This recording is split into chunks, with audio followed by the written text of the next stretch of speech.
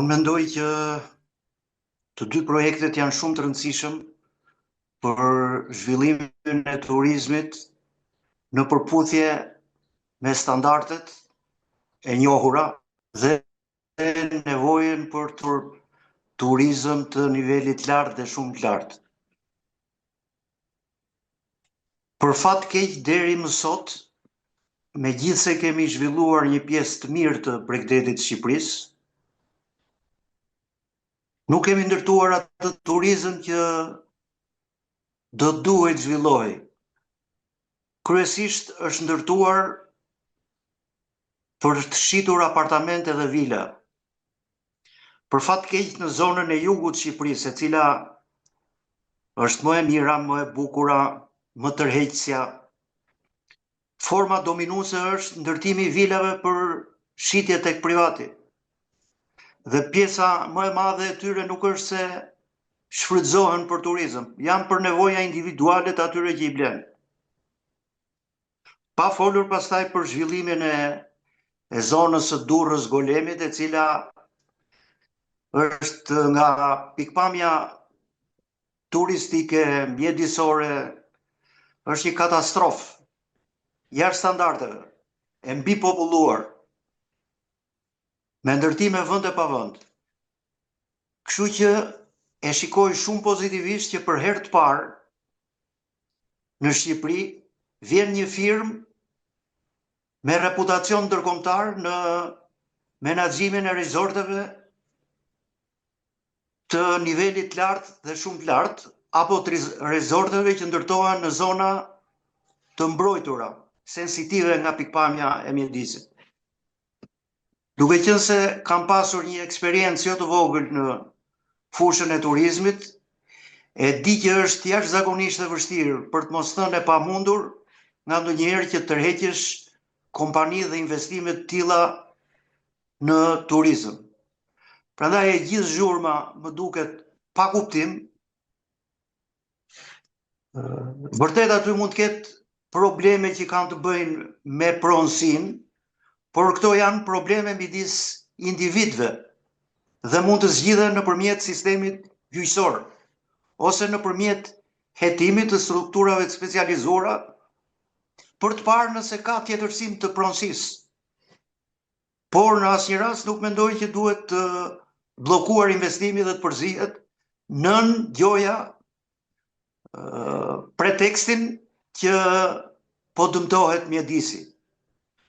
Askush nga ata që do të investojë, si investitorët ashtu dhe kompania që do ta menaxhojnë, nuk kanë interes të dëmtohet mjedisi. Përkundrazi, interesi i tyre është që turizmi të bashkëjetojë me mjedisin.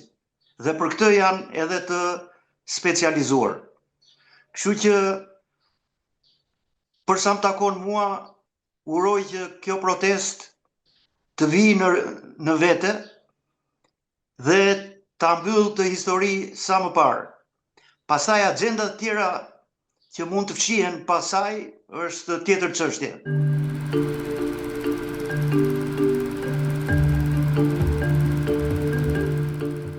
Fusha është shumë e gjerë.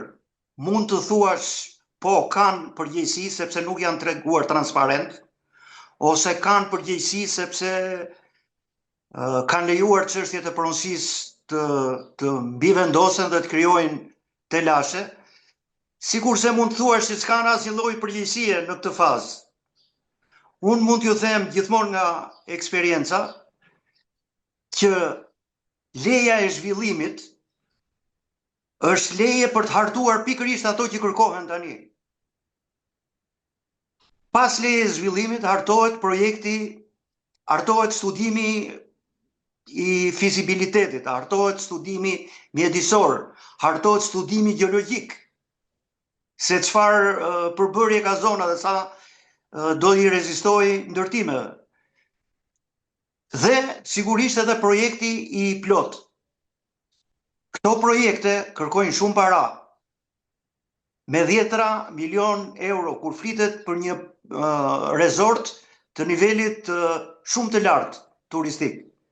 Dhe askush nga investitorët nuk do pranonte të investonte nëse nuk do të kishte garanci për vazhdueshmërinë e projektit. Prandaj në këtë kuptim them që kërkesat për transparencë, jo se nuk janë legjitime, janë legjitime, por transparenca duhet të garantohet këtë tutje kur fillojnë e hartohen këto dokumenta kaq të rëndësishme për realizimin e projektit. Dhe të mos kujtojmë që ky projekt do të fillojë nesër. Për të përgatitur projektin bashkë me anekset që përmenda, do duhet një kohë relativisht e gjatë që shkon 2 deri në 3 vjet. Dhe pas fillon ndërtimi i rezortit. Pra nuk janë çështje që zgjidhen me duke shtypur sustën. Dua unë tani dhe nuk ka zgjidhje tjetër. Hartohen një pjesë e këtyre dokumentave, të cilat diskutohen më pas me komunitetin lokal atje, por edhe me grupe të interesash në nivel kombëtar. Dhe këtë qeveria duhet ta mbajë në konsiderat dhe ta planifikojë për ta ndjekur me rigorozitet.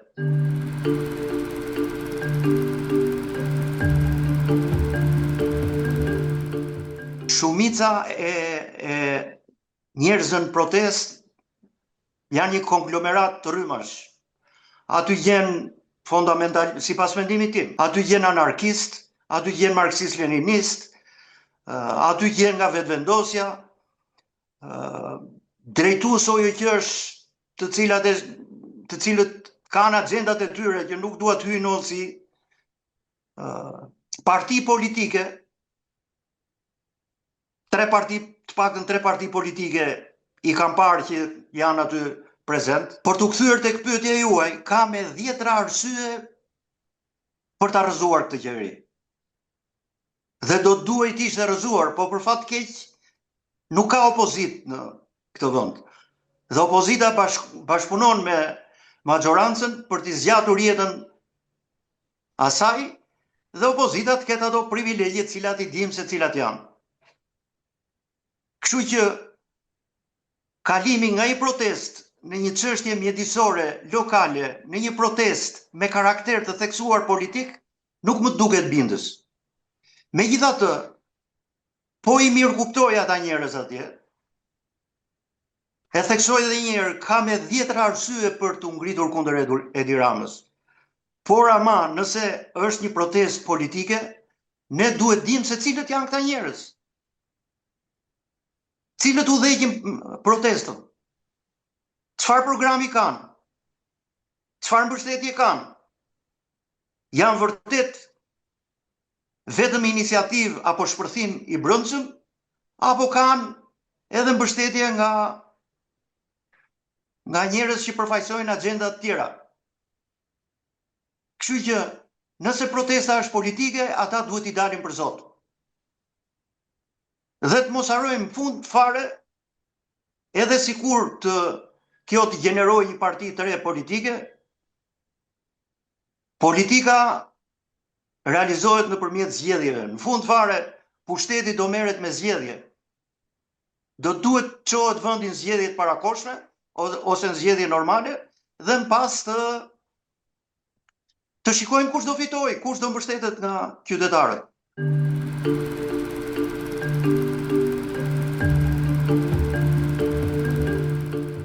Nuk mendoj që futja e Shqipërisë në një krizë politike do t'i shërbejë procesit të integrimit, përkundrazi do ta shtyjë në kalendat greke. Pse? Do krijohet destabilitet, do ikin muajt njëri pas tjetrit, do të krijohet qeveri teknike, do të lihet kohë për zgjedhje të parakoshme, nëse do t'i kemi këto zhvillime, dhe t'jeni të sigurt që do t'na iki një vit. Një vit do t'na iki duke mos realizuar asnjë nga objektivat që janë vënë në dokumentin e fundit që u miratua nga Bashkimi Evropian.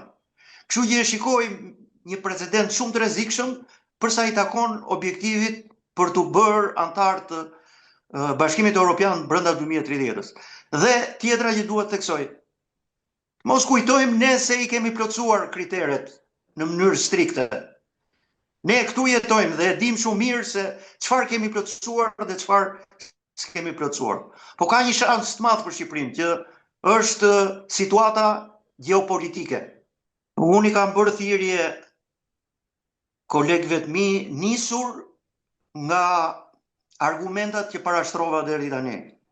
Sidomos për çështjen e antarësimit vendit, integrimi i vendit Bashkimin Evropian.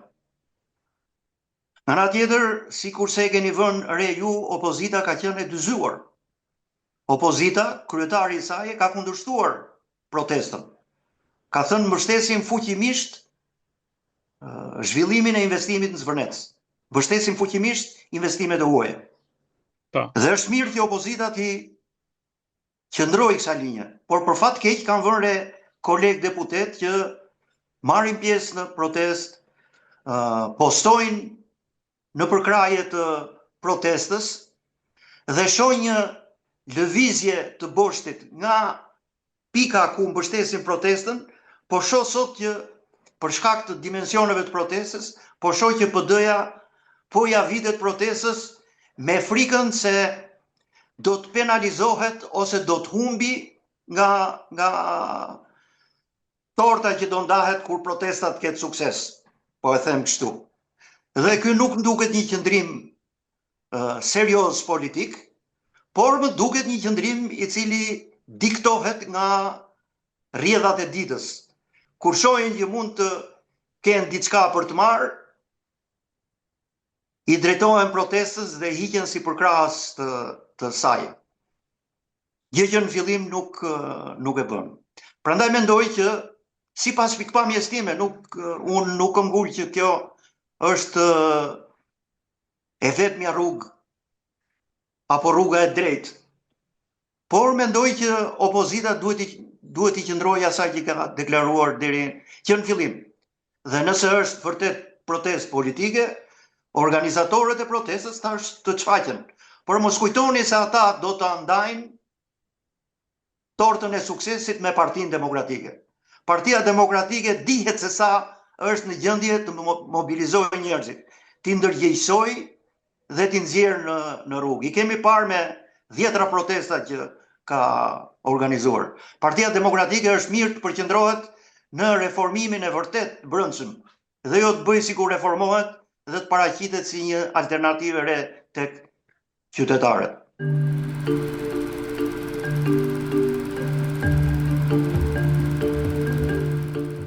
Edhe pa këto protesta, Partia Demokratike e ka humbur mundësinë me veprimet që ka bërë, veçanërisht kohët e fundit me zgjedhjet, e ka humbur mundësinë për të qenë alternativë. Qytetarët nuk e besojnë. Partia Demokratike duhet të ndrojë krejtësisht leadershipin, duke filluar nga Sali Berisha edhe drejtues të tjerë. Duhet përpiqet të hapet në të vërtetë dhe jo të bëjë gjoja sikur po hapet, por i përtërihet, kur në fakt asgjë e tillë nuk ka ndodhur. Partia Demokratike duhet të respektojë statutin që është kushtetuta e partisë, që në rast të humbjes zgjedhjesh të dorëhiqesh dhe jo të fillosh të bësh akrobacira me mi vodhën apo nuk mi vodhën zgjedhjet. Humbja ishte thellësisht e rëndë, 300.000 vota në pak rivali tyre politik, dhe nuk mund të justifikohet kjo humbje dhe të shpjegohet vetëm me manipulimin zgjedhor. Ka pas manipulim zgjedhor, ka pasur edhe në 2021-shin me Lulzim Bashën, por diferenca ishte vetëm 30.000 vota, sot është 300.000 vota. A pat njeriu nga PD-ja që të marrë përgjegjësi dhe thot do të dorëhiqem sepse unë nuk realizova detyrat as në nivelin drejtues të Partisë Demokratike, as në nivelin e drejtuesve të qarqeve. Dhe kjo nuk ka se si të të bëj që t'jesh optimist që kjo parti do të jetë zëdhënësja e qytetarëve shqiptarë. Nuk mund të jetë zëdhënëse sa kohë e gjithë lufta e saj politike është përqendruar vetëm në korrupsionin.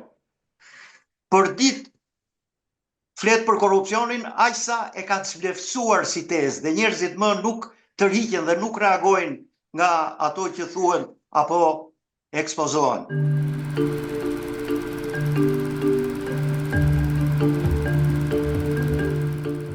Dhe nuk mund të bësh alternativë për qytetarët sa kohë ke marrëdhënie kaq të varfra me komunitetin ndërkombëtar. Keni parë njëri të hyjë dal në Partinë Demokratike, përveç ndonjë deputeti gjerman që vjen në rrugë private. E po kjo nuk është një parti që gëzon për kraje nga si motrat e saj dhe që të mund të arrit konkuroj me sukses dhe të bëhet forca qeverisë e vendit.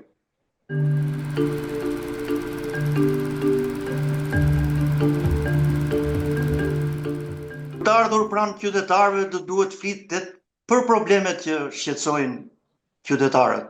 Për shembull, punësimi, rritja e pagave, rritja e pensioneve, financimi i bujqësisë, sistemi i rrugëve, higjiena dhe pastërtia e qyteteve tona, dhe plot çështje tjera të cilat ka nevojë të tërheqin vëmendjen e një partie politike. Por sigurisht edhe programi duhet jetë jo i egzageruar. Kanë vënë re që PD-ja në periudhat zgjedhore nxjerr një program me qindra, për të mos thënë mijëra premtime, të cilat është e pamundur të realizohen. Duhet fokusohet në ato çështje të cilat vërtet janë emergjente për situatën në cilin ndodhemi, por edhe të realizueshme, që të bëhesh i besueshëm nga publiku. Po hapet thesin e lekëve dhe thuash që do t'jap shpërblim për këtë, do jap për atë tjetër në kështu me radhë, njerëzit nuk besojnë.